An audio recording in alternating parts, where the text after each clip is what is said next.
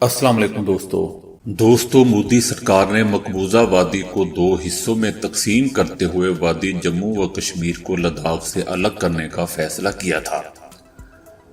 लद्दाख को वफाक का ज़ेरे इंतजाम इलाका बना दिया गया था जिसकी कानून साज असम्बली नहीं होगी। मकबूजा जम्मू व कश्मीर भारतीय यूनियन का इलाका तस्वर किया जाएगा। मकबूजा कश्मीर अब रियासत नहीं कहलाएगा। मकबूजा कश्मीर से मुतल्लक आर्टिकल 370 की एक के सिवा बाकी तमाम शिक्के खत्म कर दी गई थी, जिसके तहत गैर मकामी इफरात मकबूजा कश्मीर में सरकारी नौकरियां हासिल नहीं कर सकेंगे। भारत के आइन में कश्मीर से मुतल्लका दफा 370 की शिक 35A के तहत गैर कश्मीरी मकबूजा वादी में जमीन नहीं खरीद सकते थे। 35A दफा 370 की एक झैली शिक है जिसे 1954 में एक सदारती फरमान के जरिए शामिल किया गया था। इस दफा के तहत जम्मू व कश्मीर को भारतीय वफाक में खुसूसी आईनी हैसियत हासिल दी गई थी। आर्टिकल 35A भारतीय आइन के आर्टिकल 370 का हिस्सा है। आर्टिकल 370 की वजह से जम्मू व कश्मीर को खुसूसी रियासत का दर्जा हासिल था। दोस्तों, आर्टिकल 35A के मुताबिक कोई शख्स सिर्फ उसी सूरत में जम्मू व कश्मीर का शहरी हो सकता है कि अगर वो यहाँ पैदा हुआ हो। किसी भी दूसरी रियासत का शहरी जम्मू कश्मीर में जायदाद नहीं खरीद सकता और ना ही यहाँ का मुस्तकिल शहरी बन सकता था, ना ही मुलाजमतों पर हक रखता था। यही आर्टिकल 35A जम्मू व कश्मीर के लोगों को मुस्तकिल शहरियत की जमानत देता था। आर्टिकल 370 की वजह से सिर्फ 3 ही मामलात भारत की मरकजी हुकूमत के पास थे, जिनमें सिक्योरिटी, खारजा अमूर और करेंसी शामिल थे। बाकी तमाम इख्तियारात जम्मू व कश्मीर की हुकूमत के पास थे। दोस्तों, भारतीय हुकूमत मकबूजा कश्मीर में इसराइल जैसे हथकंडे इख्तियार कर रही है। आइन की दफा 370 के तहत रियासत जम्मू व कश्मीर को वफाक में एक खुसूसी हैसियत हासिल थी। मकबूजा जम्मू व कश्मीर को अपना आइन बनाने की इजाजत है और मुतअद्दिद मामलात में भारतीय वफाक आइन का नफाज जम्मू कश्मीर में मना है।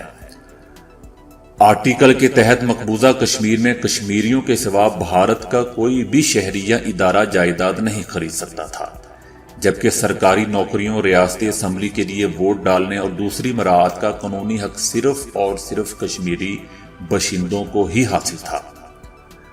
आर्टिकल 370 खत्म होने से फलस्तीनियों की तरह कश्मीरी भी बेवतन हो जाएंगे, क्योंकि करोड़ों की तादाद में गैर मुस्लिम आबादकार कश्मीर में आबाद हो जाएंगे, जो उनकी जमीनों, वसाइल और रोजगार पर काबिज हो जाएंगे।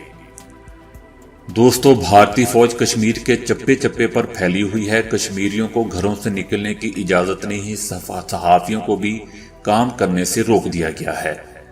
हेलीकॉप्टर्स और ड्रोन की मदद से कश्मीर की निगरानी की जा रही है। पाकिस्तान मसला कश्मीर को पुरअमन तरीके से हल करने का ख्वाह है, क्योंकि दोस्तों, अगर जंग के शोले भड़के तो न सिर्फ भारत समेत बल्कि पूरा खित्ता ही जंग की लपेट में आ जाएगा, बल्कि क़याम अमन के लिए दी जाने वाली अजीम कुर्बानियां भी ज़ायल होने का खदशा है।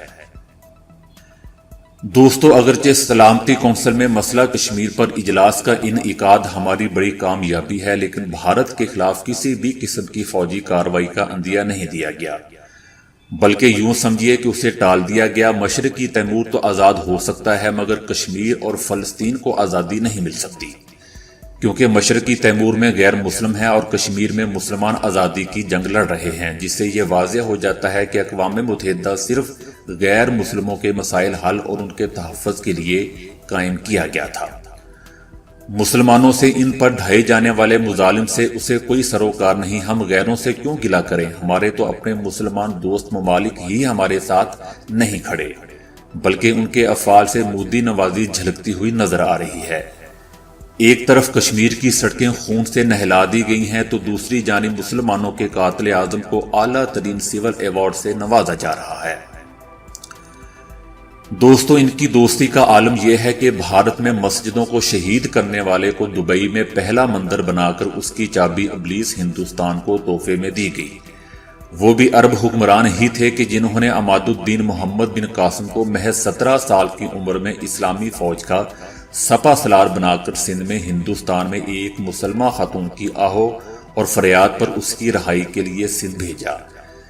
اسی کے طفیل سندھ فتح ہوا اور سرزمین ہند بھی اسلام سے متعارف ہوا، اسی لیے سندھ کو باب الاسلام کہا جاتا ہے، کیونکہ ہند کے در و باب میں اسی دروازے سے اسلام کے نور سے منور ہوئے تھے۔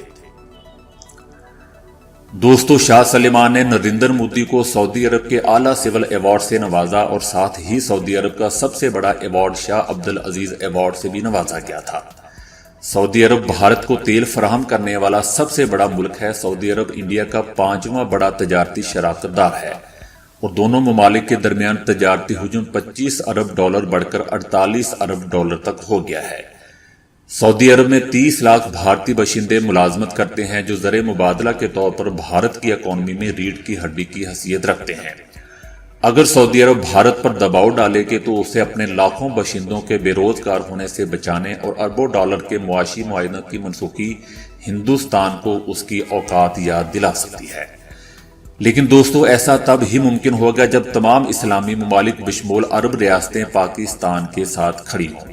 یہاں سوال یہ اٹھتا ہے کہ آخر اسلامی ملکوں کی اتحادی فوج کہاں ہے جو مسلمان ملکوں کی حفاظت کے لیے بنائی گئی تھی اور جس کے سربراہ سابق آرمی چیف راحیل شریف ہیں؟ یہ وہی عرب امارات ہیں جنہوں نے سب سے پہلے کشمیر کی خصوصی حیثیت کی ضامن دفعہ 370 کے خاتمے کو بھارت کا اندرونی معاملہ قرار دیا تھا، اور جب بھارت نے پلوامہ حملے کا ڈرامہ رچایا تو ہندوستان کی اس وقت کی وزیر خارجہ سشما سوراج کو OIC اجلاس میں شرکت کی دعوت دی اور پاکستان کا بھارت کی اعزازی رکنیت منسوخ کرنے کا مطالبہ بھی مسترد کر دیا گیا تھا۔ دوستو، ابھی چند دن پہلے سعودی عرب کی سرکاری کمپنی ارامکو نے بھارت میں $15 ارب کی سرمایہ کاری کی۔ $15 ارب کی سرمایہ کاری 13 اگست کو اس کا اعلان کیا گیا تھا۔ کشمیر پر بھارتی اقدام کے 8 دن بعد کیا سعودی عرب کو بھارت کی کشمیر میں بربریت نظر نہیں آئی؟ مودی کو اس کی ظالمانہ پالیسیوں کی وجہ سے انسانیت کے کسائی کا خطاب دیا جا چکا ہے۔